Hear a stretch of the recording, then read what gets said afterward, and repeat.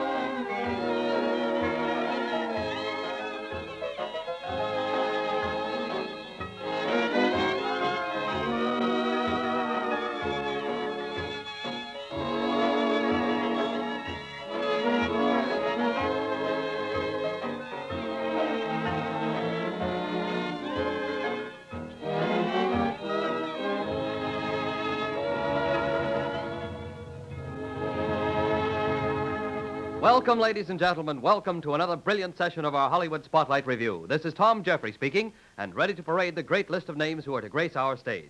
First, our Hollywood troubadour, Larry Burke, standing in the wings right now, waiting for his cue. Then, Phil Harris and his noted aggregation of clever young musicians. And by the way, Phil is featuring that charming dimpled dainty from Dixie, Leah Ray.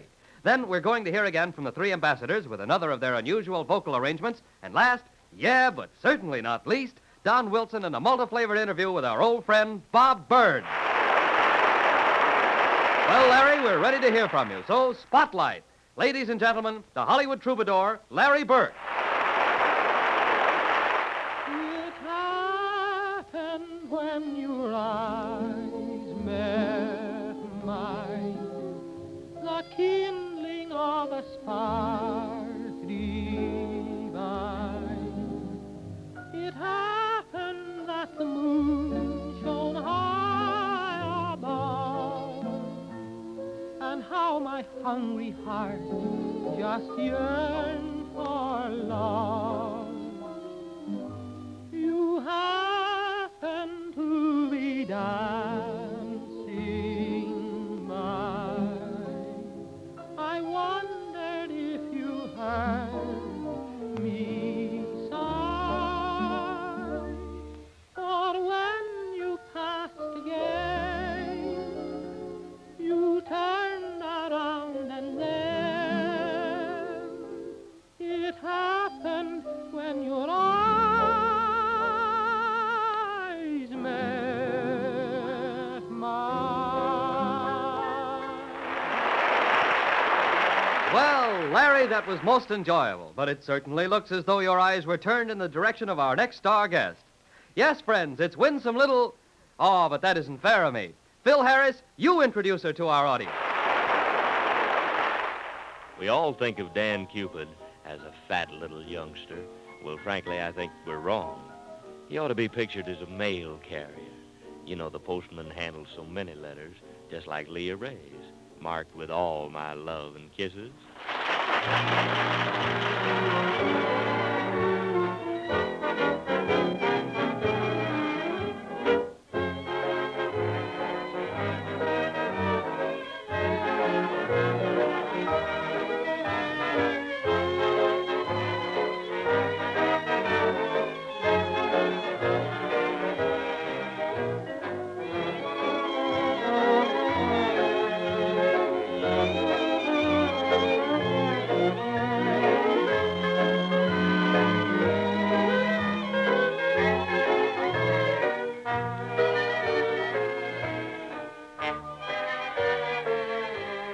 I've done the best I could, all that a lover should, but it wasn't enough for you. It's very plain to see someone's replacing me. Nobody has to tell me that we're through. You used to sign your letters with all my love and kisses, but it's only yours sincerely now. You used to write and tell me what a perfect romance this is, but you've had a change of heart somehow. I can read between the lines, this is the end. Once I was your sweetheart, now I'm just a friend. 'Cause you used to sign your letters with all my love and kisses, but it's only yours sincerely now.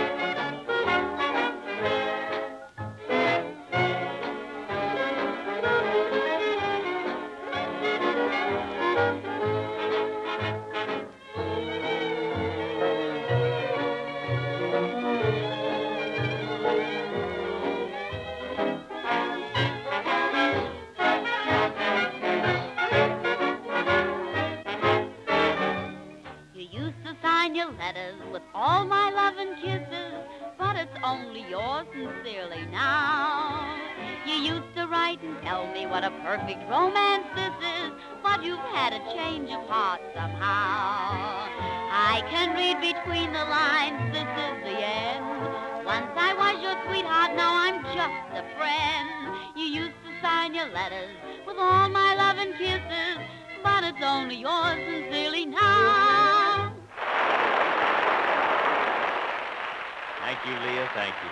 And thank you, Phil, for inviting your beautiful guest again this time. And now we're changing the setting on our stage to a big hotel lobby. And here's Don Wilson, ready to go on with his black-faced friend, Asthma. Of course, Asthma is none other than that clever purveyor of comedy, Bob Byrne. Well, come on over here, Asthma. My goodness, you look rather ill. Tell me, what's the trouble, Asthma? Yes, sir. Well, you know, I don't believe my wife's cooking quite agrees with me, Mr. Wilson. Well, isn't your wife a good cook? Is she a good cook? Uh-huh. Say, do you know that woman believe everything that old Tizzy Lish say? Oh, well, Asthma, tell me, where have you been? You know, I've been looking all over this hotel for you. Yes, sir. I've been up in room 102. There's a man up there sick. What's the matter with him? Well, he dreamed he was eating shredded wheat last night, and when he woke up this morning, half the mattress was gone. you know what I told him? What'd you tell I him? told him he's lucky he didn't dream he was eating a plank steak, or he might have ate off the top of the table. You know, Asthma, one of our guests complained that you insulted him. Now tell me, is that right? Yeah, I never insulted nobody. Who said I insulted him? Mr. Jimmy Durante. Oh, that Mr. Snozzle?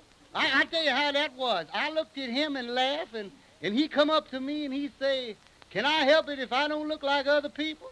and I say, "Yes, you can." Then he asked me how. And I suppose you told him. Yes, I said, "Mr. Durante, you can in time get to look like other people, but it's going to take a whole lot of hard work, and you're going to have to keep your nose to the grindstone." Yes, Asthma, but Mr. Durante is really a very fine man. Yes, sir, I know he is. You know, I admire Mr. Durante very much. You know, I admire his spirit. Mm-hmm. Anybody else with a face like that would have give up a long time ago. Oh, Asthma, you know, I think that people just misunderstand you once in a while. I don't believe that you'd hurt anybody's feelings, would you? Not No, for the world. No, sir, I sure wouldn't. I Well, sure wouldn't. No, sir. What was that you were talking about and saying to that old lady the other day, then? Oh, you mean that old lady that's stopping here in the hotel? Yes, the one that they call Aunt Addie. That's right. The Oh, one they yes, call sir, Aunt yes, I remember now. I bet her $5 that her face would stop a clock. And you know what she done? Well, no, of course I don't know what Well, she did. well, she took me down to that big chime clock in the city hall. Yes? And she walked up and faced that clock, and then she lifted her veil. Well, did the clock stop? No, sir, but the chimes went cuckoo. Well,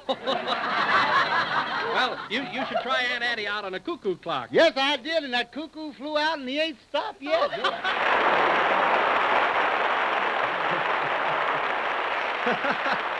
Thanks, lads. That was really swell. And now, let's hear from you three ambassadors. Come on, boys. The spotlight is yours.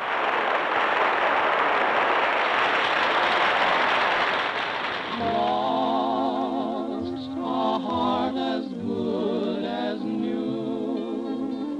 Lost the moment I met you.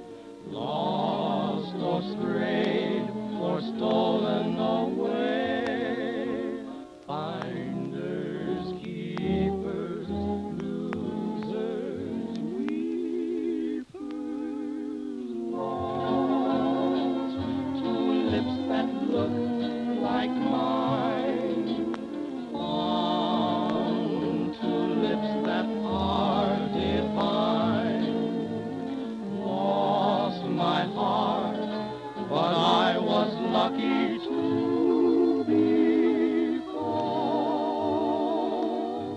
I lost my heart to you.